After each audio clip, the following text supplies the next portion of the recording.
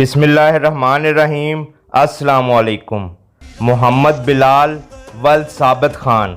5 अगस्त 1989 में पेशावर में पैदा हुआ। इसके वालिद एक हसास इदारे में मुलाजम थे।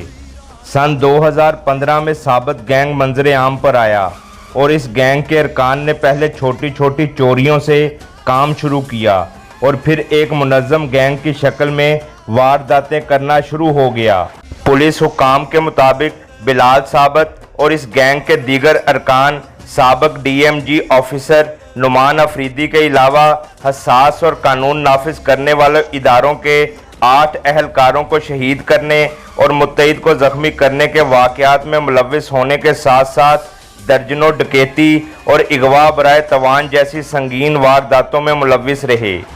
एक माह कबल पेशावर के एक मुकामी थाने के SHO की शहादत के अलावा इस्लामाबाद में मुख्तलिफ नाकों पर पुलिस के 4 अहलकारों की शहादत में भी इस गैंग के लोग मुलव्विस हैं। इस्लामाबाद पुलिस हुक्काम के मुताबिक IJP रोड और सेक्टर D12 में पुलिस अहलकारों की शहादत में यही गैंग मुलव्विस है।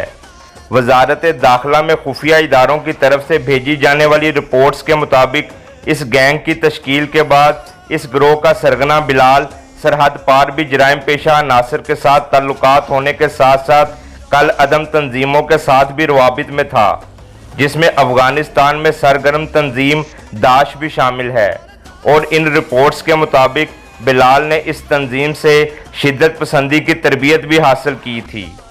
पुलिस ज़राए के मुताबिक इस गैंग के अरकान 10 से 15 दिन तक एक ही शहर में रहते और वहां पर अमीर लोगों के क्वाइफ जमा करने के साथ साथ उनकी रैकी भी करते थे। पुलिस ज़राए ने दावा किया कि इस गैंग ने जहां वारदात करनी होती थी, इस शहर की पुलिस के चंद अहलकार गैंग के साथ राब्ते में रहते और उनके लिए मुखबरी का काम करते थे। पुलिस हुक्काम के मुताबिक वारदात के वक्त एक गाड़ी बिलाल साबित के आगे और दूसरी गाड़ी इसके पीछे होती थी। इसके अलावा इस इलाके में पुलिस अहलकारों की नकलो हरकत के बारे में भी तमाम मालूमात हासिल होती थीं। पुलिस हुक्काम के मुताबिक 3-4 माह के बाद ये गैंग दोबारा इसी शहर का रुख करता जहां पर उन्होंने पहले भी वारदातें की होती थीं। पुलिस हुक्काम के मुताबिक बिलाल और इस गैंग के दीगर अफराद टेक्नोलॉजी से भी वाकफियत रखते थे और वो करोड़ों रुपए मालियत की गाड़ियों के लॉक वगैरह खोलकर सूबा खैबर पख्तूनख्वा के मुख्तलिफ इलाकों में लेकर जाते थे, जहां पर उन गाड़ियों के इंजन और चेसिस नंबर तब्दील करके उन्हें लाहौर और पंजाब के दीगर शहरों में कार डीलरों के जरिए फरोख्त कर देते थे। पुलिस ज़राए के मुताबिक इस गैंग ने जितनी भी वारदातें की वो चोरीशुदा गाड़ियों पर ही की, लेकिन एक गाड़ी जिसको किसी वारदात में इस्तेमाल किया जाता, इसे दूसरी मर्तबा किसी और वारदात में इस्तेमाल नहीं किया जाता था।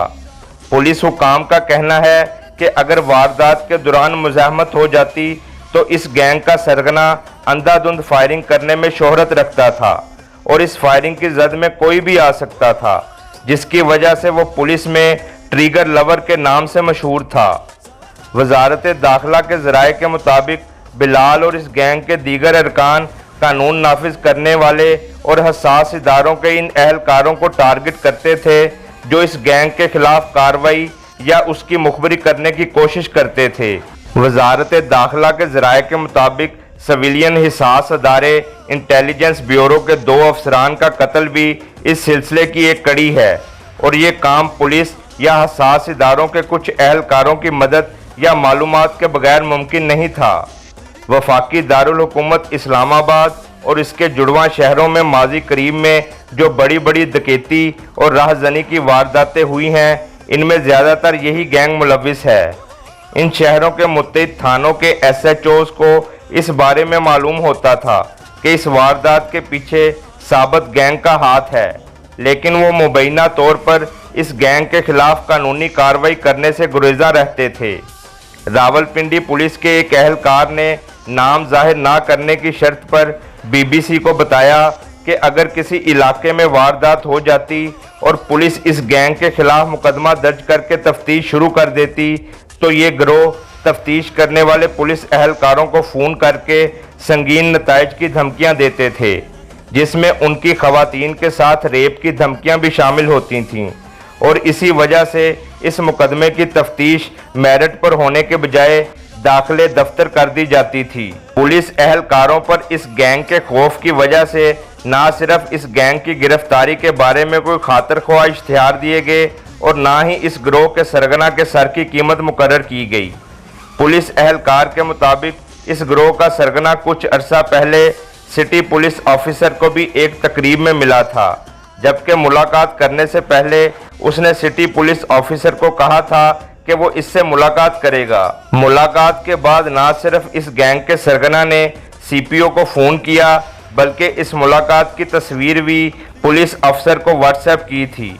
پولیس حکام کے مطابق اگر کسی تھانے کے ایس ایچ او کو اس گینگ کے خلاف کارروائی کے بارے میں کہا جاتا تو ان میں سے زیادہ تر ایس ایچ اوز اپنا تبادلہ کروانے میں ہی عافیت سمجھتے تھے۔ پولیس حکام کے مطابق اس گروہ کے خلاف کراچی سے لے کر خیبر پختونخوا تک مختلف تھانوں میں درجنوں مقدمات درج ہیں، جبکہ ایسے واقعات کی تعداد ان درج ہونے والے مقدمات سے کہیں زیادہ ہے جو تھانوں میں رپورٹ ہی نہیں ہوئے۔ پاکستان کی وزارت داخلہ نے ایسے پولیس اہلکاروں اور سرکاری اداروں کے ان افراد کے خلاف تحقیقات کرنے کا فیصلہ کیا ہے جو چند روز قبل راولپنڈی کے علاقے نصیر آباد میں پولیس مقابلے میں ہلاک ہونے والے بلال ثابت کے ساتھ نہ صرف رابطے میں تھے بلکہ اس گینگ کے لیے مخبری کا کام بھی کرتے تھے۔ اس کے علاوہ وزارت داخلہ نے صوبوں کے محکمہ مال سے ان جائیدادوں کی تفصیلات بھی طلب کی ہیں جو اس گینگ کے سرغنہ بلال ثابت اور اس گروہ کے دیگر ارکان کے نام ہیں۔ اسلام آباد اور اس کے جڑواں شہر راولپنڈی میں کچھ عرصے سے وارداتوں میں اضافے اور بالخصوص قانون نافذ کرنے والے اداروں کے اہلکاروں کو نشانہ بنانے کے متعدد واقعات کے بعد حساس اور قانون نافذ کرنے والے اداروں کے حکام کے اجلاس میں یہ طے کیا گیا کہ اس گینگ کو منطقی انجام تک پہنچانا ہے، کیونکہ ان وارداتوں سے نہ صرف عوام بلکہ خود پولیس اہلکار بھی عدم تحفظ کا شکار ہو رہے تھے۔ پولیس ذرائع کے مطابق اس اجلاس میں شریک قانون نافذ کرنے والے اداروں کے حکام اس بات پر متفق تھے کہ ایسے خطرناک گینگ کے ارکان کو زندہ گرفتار کرنا شاید ممکن نہیں۔